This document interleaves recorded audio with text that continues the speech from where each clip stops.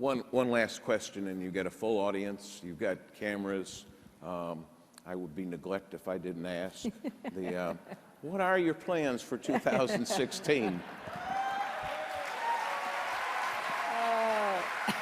Sorry.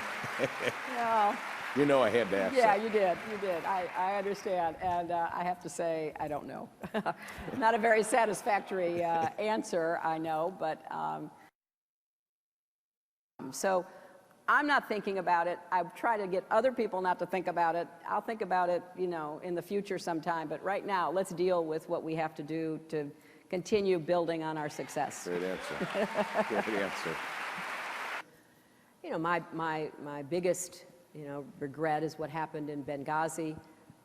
It was a terrible tragedy, losing 4 Americans, 2 diplomats, and now it's public, so I can say 2 CIA operatives, losing an ambassador like Chris Stevens, who was one of our very best and had served in Libya and across the Middle East and spoke Arabic and was really well regarded by the vast majority of Libyans whom he came into contact with.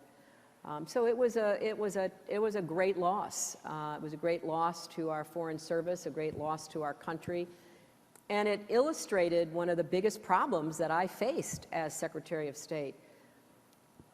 We have a lot of dangerous locations where we send not our military, but our civilians. And there were about, I don't know, 20 or 30 sites around the world that we watched constantly. You know, what people don't remember, because there hasn't been a lot of coverage, is that during that week, we had very intense riots and attacks on embassies in many places. You've had a number of titles during your career, and there's one that I'm curious if you're looking forward to, being called Grandma. Yes, but don't tell anybody.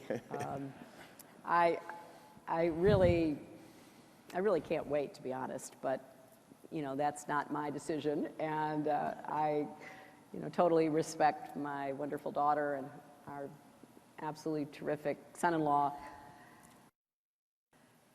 Whenever I hear people talk about America being in decline, you hear the same things.